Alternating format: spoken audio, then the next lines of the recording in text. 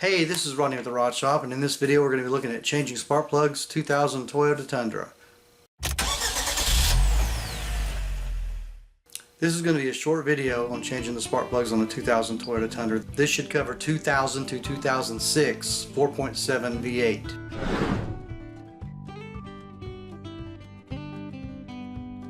There's really not a whole lot to actually change in the spark plugs. You've got to remove the coil packs, and I'll show you how to do that. It's pretty much disconnect a wire connector and a 10mm bolt on each one of them. They're all pretty easy accessible. You don't have to really remove anything on the engine to get to them. And then you get down to the spark plugs. The only tip that I show is you want to blow off your work area with an air hose. If you don't have an air hose, at least use a canned air to blow it off with if you can. When you pull the coil packs off, you're going to want to blow the spark plug tubes. When you're looking at the valve cover, you've got the coil packs removed, you've got holes, that's where the spark plugs are down. You want to blow those holes out. That way you don't get any debris or dirt that falls down into the cylinder and could score the cylinder or lock it up, or who knows, or burn up a valve. You just don't want to do that.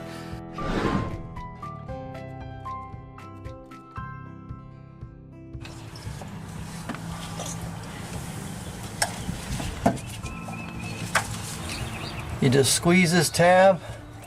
Might sometimes just pop it out a little bit because it likes to hang, and just pry up a little bit.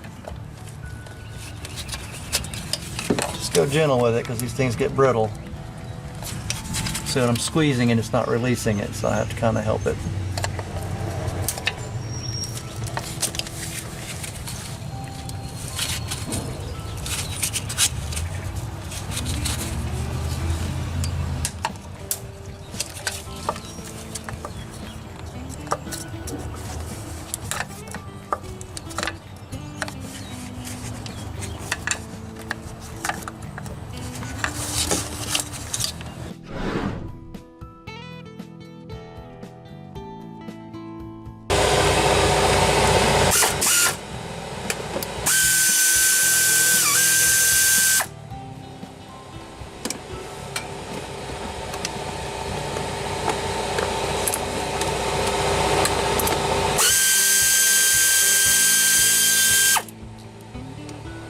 That's good enough.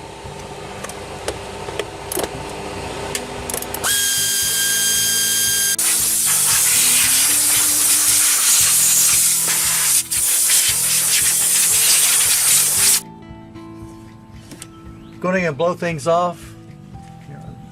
That's correct. But while we're blowing things off, let's just go ahead and pull the coil packs out and blow the spark plug tubes out. That way we're blowing the engine off so that debris doesn't fall down into the engine, and we're blowing the tubes out just in case there is any debris down there. When you take the plugs out, you don't want stuff falling down into the cylinders. There shouldn't be anything down in there.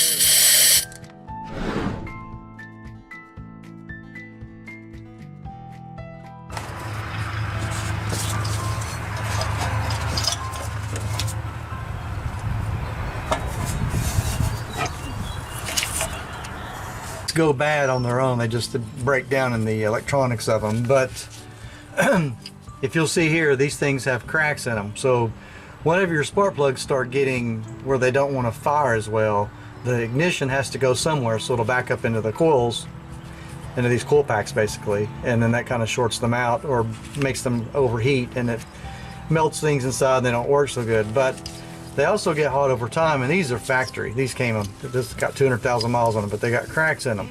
So any place that there's a weak insulation, that fire is going to shoot out to the closest place it can get to ground. So even though this looks really horrible, it's probably just like real small intermittent, but this is what will cause you to have that little bit of intermittent miss or a little bit of stuttering when your engine takes off. So if you're curious if your coil packs are bad, you're not really sure, you can always pull them out and take a look at them and see. And if you find cracks, they've got to be replaced.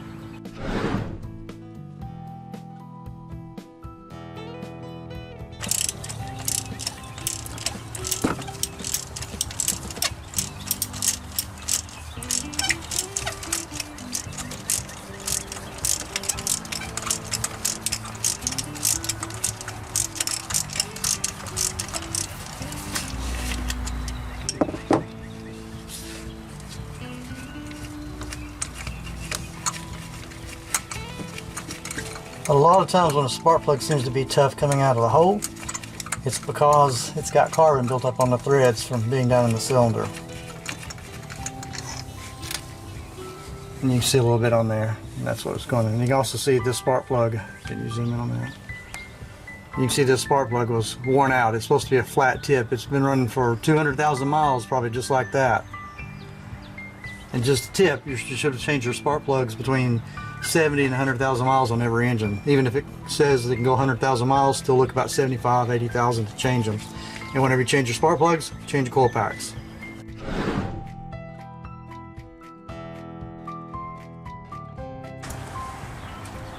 Okay, I've put some anti-seize on the threads. I know a lot of you are going to complain going, no, these new spark plugs, they're designed not to run it. Well, run it, don't matter. As you can see, I'm putting anti-seize on the threads of the spark plugs. I honestly don't care. There's so many forums and so much talk about, oh, well, the new spark plugs are made out of special metal and it doesn't require anti-seize, or you don't want to use it. I'm going to put anti-seize on it.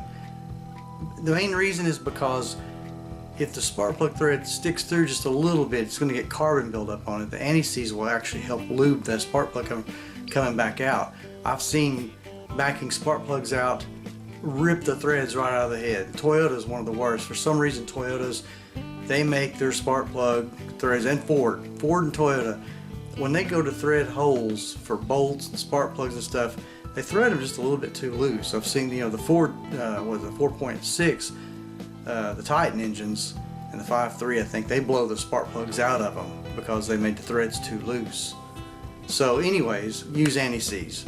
Just ignore everybody. It's not going to hurt to put a little anti-seize on it at all. You want to find out it's not going to work after the spark plug seizes up in the hole? I guess not. Anyways, some of these spark plug sockets, like this one, the rubber is super tight, which means I'm not going to get that off the spark plug. So what I do is I just stick the spark plug just a little bit into the rubber, just enough to hold it so I can put the spark plug in. Get it threaded a little bit. And just kind of pull up on that, and then I use a socket that the rubber doesn't hold as good on it, or it doesn't hold at all.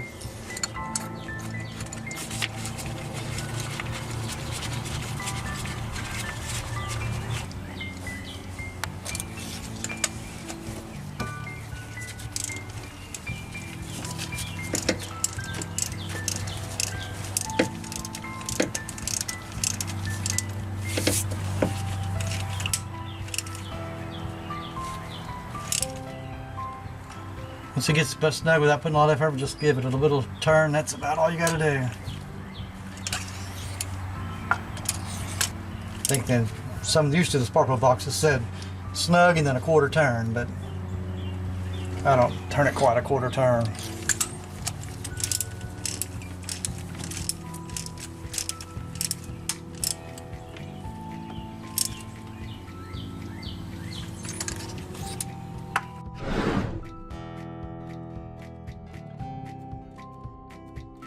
You can go to Toyota and buy the coil packs.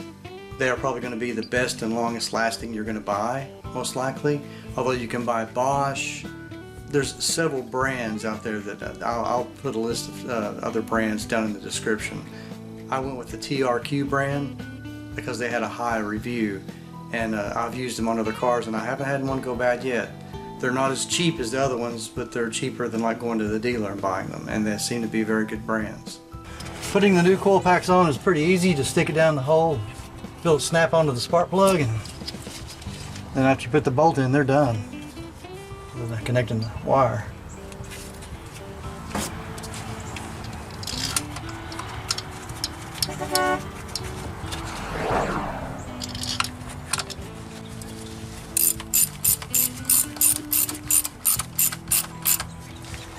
You can probably tighten these, if you got the inch-pound torque wrench on, you probably tighten them down to about 75, 80, somewhere between 70 and 80 inch-pounds.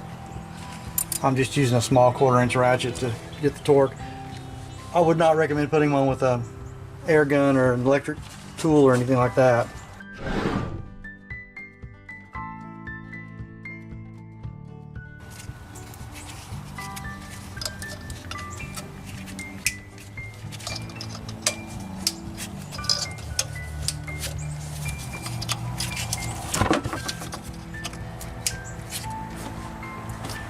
when you unplug your coil pack wire connectors that actually fire the coil packs, just look at the connectors and make sure that nothing seems to be green or corroded or dirty or something, and always inspect those. And then when you plug them back on, make sure they actually snap back in place.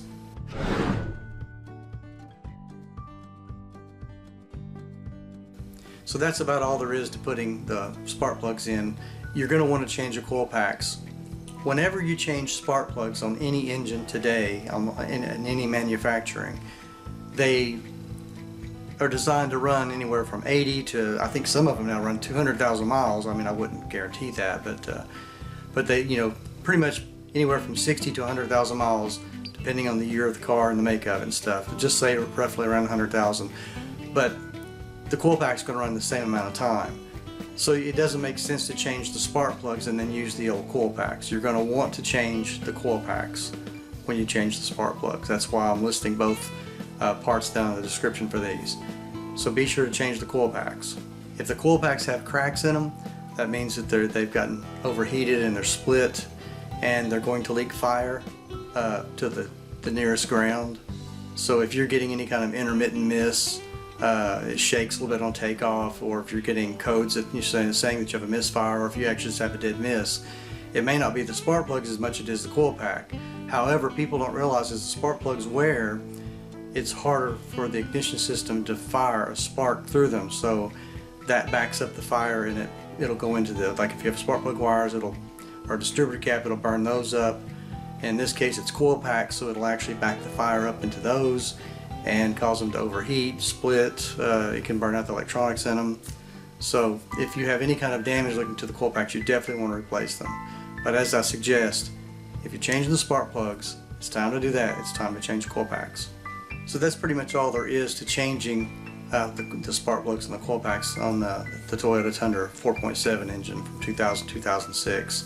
It's actually going to be about the same on a lot of the other Toyota engines as well, the different size engines. It's almost the same design, and some designs, depending on what car it's going to be in, they may be harder to get to and you may have to remove some things, but overall it's pretty much a straightforward job and pretty quick. If you have any suggestions or comments or opinions, be sure to leave them in the comments. I'm always interested in what other people have to say. If you're new to working on cars, I've got some links up, just popping up here in the video at points, and I'll leave a link down in the description, but there is a course on how to actually work on cars. It's an automotive 101 course that pretty much teaches you from engines to everything else. And so if you're new to being a do-it-yourself mechanic, this is a great course and you ought to look into it. So I hope you found this video helpful. If you did, be sure to like and subscribe, and always check back because I'm always working on something crazy. See you in the next one.